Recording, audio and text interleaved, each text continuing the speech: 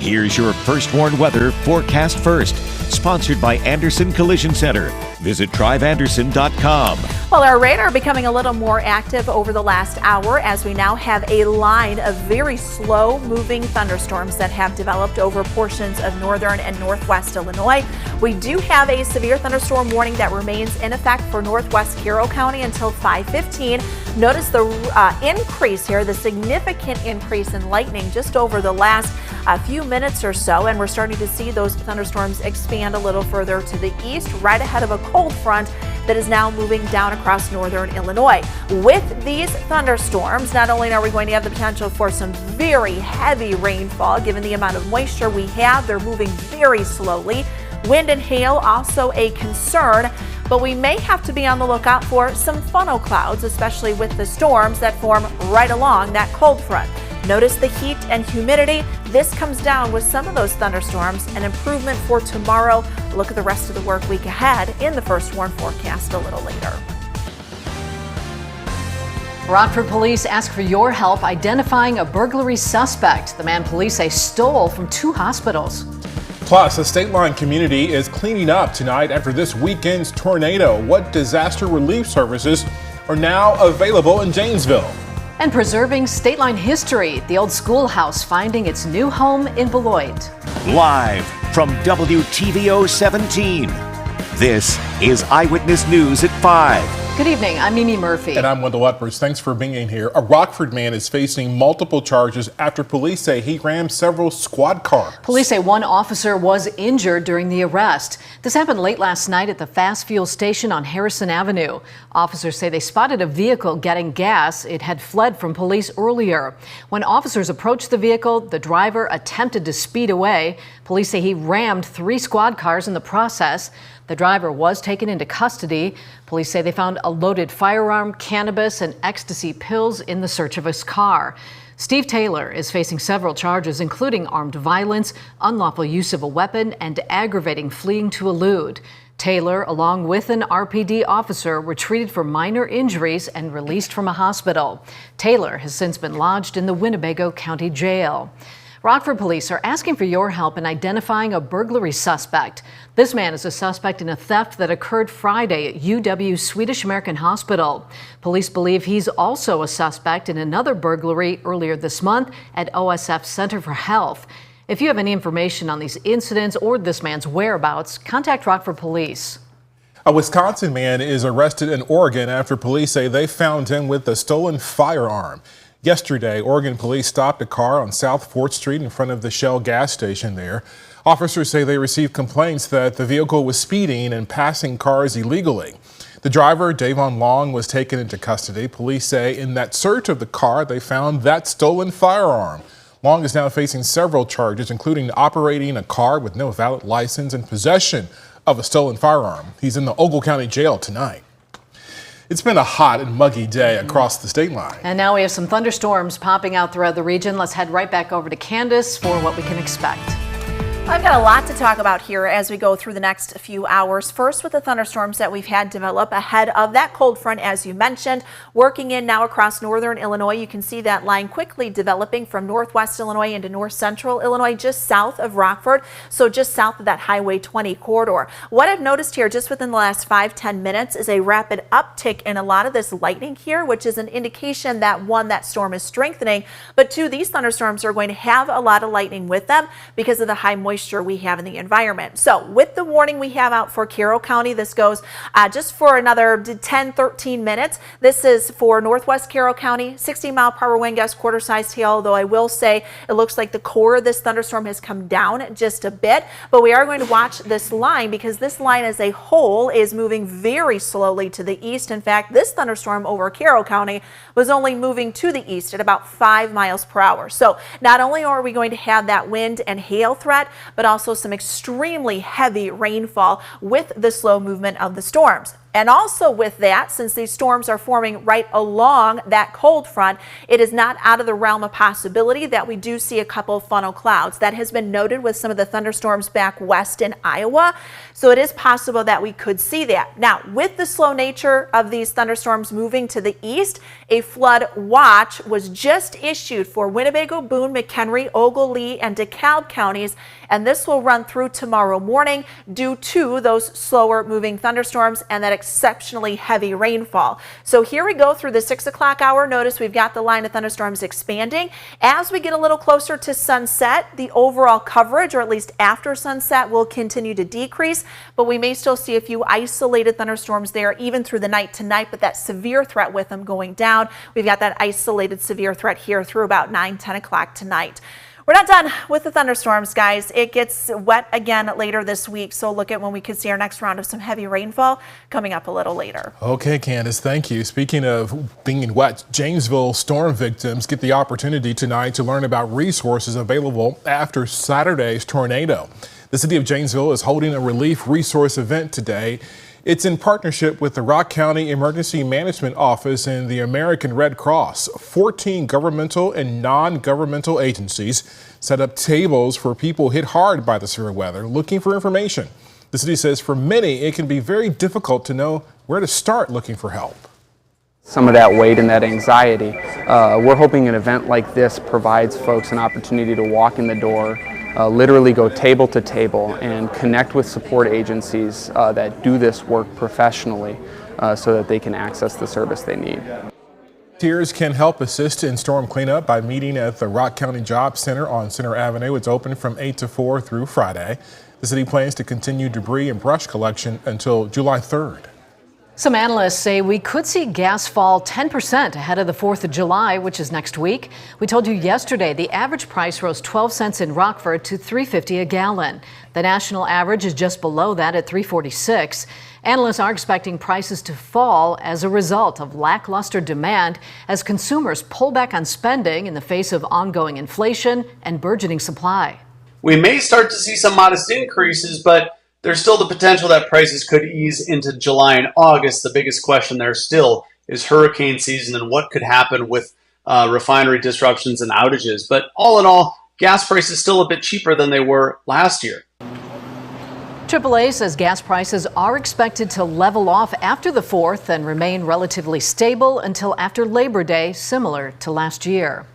A sight to behold in Beloit this morning, a historic schoolhouse being driven down the road. This doesn't happen every day. Eyewitness News reporter Blake Dietz went to Beloit to see it for himself, this move. So Blake, this is about preserving the school for the future?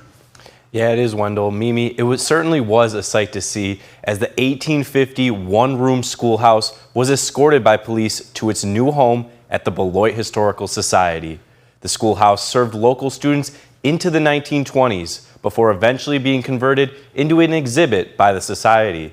Historians tell me the long-awaited move will allow the building to be better preserved and even more appreciated. It is a multi-generational that it's been available for tours. And this is a new step for us moving forward past COVID, new plans for new education, new activities, new programming with families and school children. Langford tells me they'll need the community's help to raise money for the restoration work, and more information on future fundraisers will be released soon. Wendell? Blake, thank you. Talk about history on the move. We appreciate that. A Forest City lottery player won big this weekend. The Lucky Day Lotto ticket matched all 5 numbers in the drawing Saturday night. It was worth $900,000. That's what that jackpot was. So the ticket was bought at the Stop and Shop on North Huffman Boulevard. The store's manager says the man came in Sunday morning, scanned his ticket, and was shocked to see that he won. The Stop and Shop will receive $9,000 for selling the ticket to him. That would be quite a surprise. Right? Plenty of Americans will be grilling out ahead of the 4th of July. Ooh, I love a good steak. Up next, what you can do, though, to prevent foodborne illnesses from spreading to your loved ones. And coming up at 6, more than a dozen local nonprofits receive grants, the thousands of dollars being awarded by the Mill Foundation.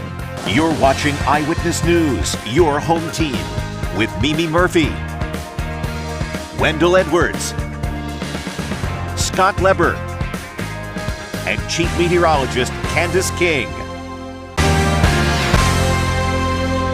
Summer is here, meaning more cookouts with family and friends. And medical experts want to make sure you have a food-safe summer. Summer heat is the ideal environment for bacteria to grow.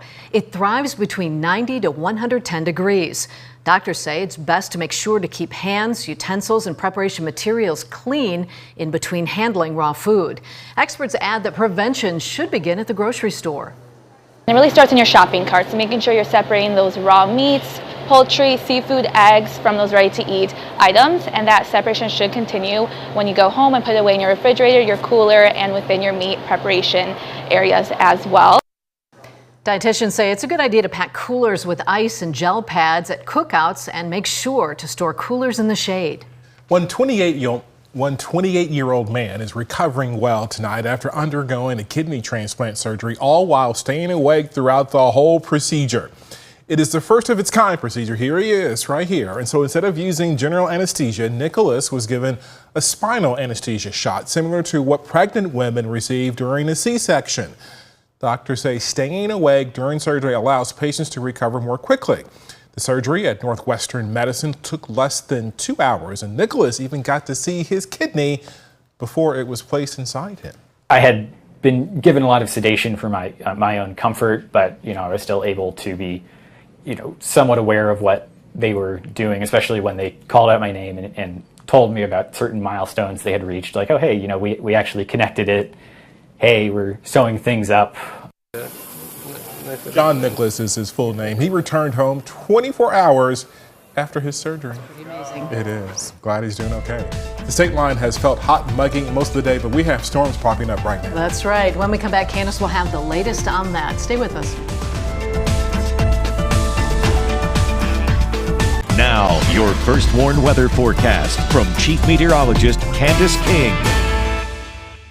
Here with the thunderstorms that have developed over the last hour and a half, this fueling with some of that heat and humidity that we've had following the thunderstorms from earlier today. Now, a cold front, which has kind of turned stationary, sits right across northern Illinois, and this is where we've had that rapid development of these thunderstorms along and south of Highway 20. Now, with these storms, they are moving very, very slowly to the east, kind of dipping just a bit to the southeast. These are moving no more than 5 to 10 miles per hour. So with that, there are some concerns with some localized flooding, especially given just how heavy the rain is coming down.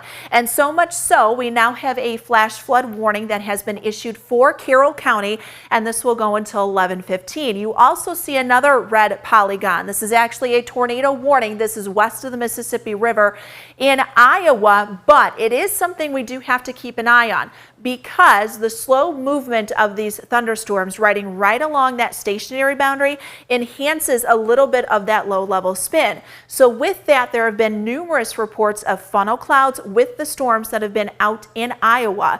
So while it's a little less of a possibility here in northern Illinois, it is still a possibility. So our environment is not favorable for really these long duration or large tornadoes, but we could see some funnel clouds if we get enough spin within these thunderstorms. So again, that flash flood warning for Carroll County remains in effect until 11:15. Now, along with that, we have a flood watch that was just issued. Winnebago, Boone, McHenry, DeKalb, Ogle, and Lee counties, and this will run through tomorrow morning because of the slow movement of these storms. That localized flash flooding risk is going to be there.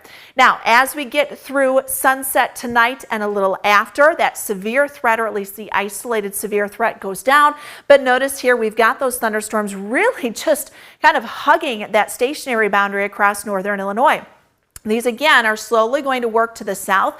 They'll get a little extra push from some winds aloft once we get kind of this upper level trough or a dip in the jet stream to work in from the north and northwest. This will be later tonight. So we'll still hang on to a couple of scattered showers, maybe an isolated thunderstorm, but I don't think we have to be too concerned with that severe threat as we get through the night tonight. A couple of lingering showers, maybe a rumble of thunder possible going into tomorrow before we clear things out. Quite a different view and a look here on our SkyTrack camera out in Rochelle as we look to the northwest because we've got more cloud cover building in. 85 our temperature in Rockford. We're currently 82 in Freeport.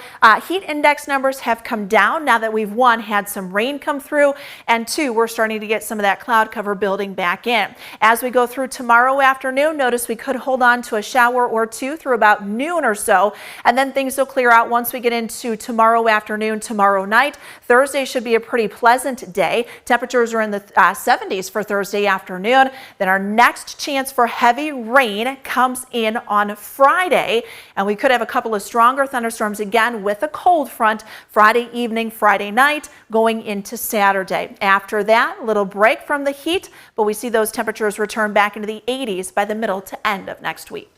Thanks, Candace. Scott's in next with sports. He says the Cubs' weaknesses only seem to be getting worse. And a former Chicago Blackhawk just got some very big news.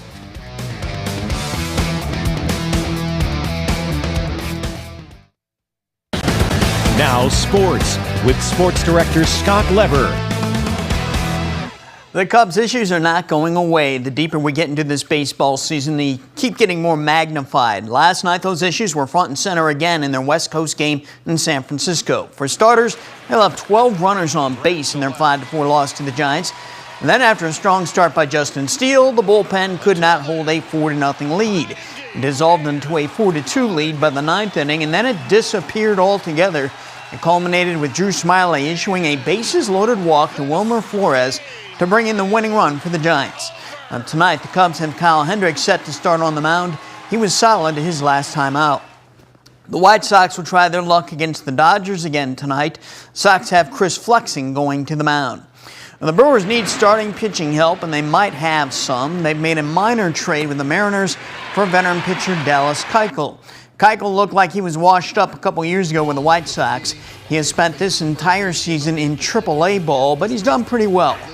The Brewers have 5 starting pitchers on the injured list, so they can't afford to be choosy right now.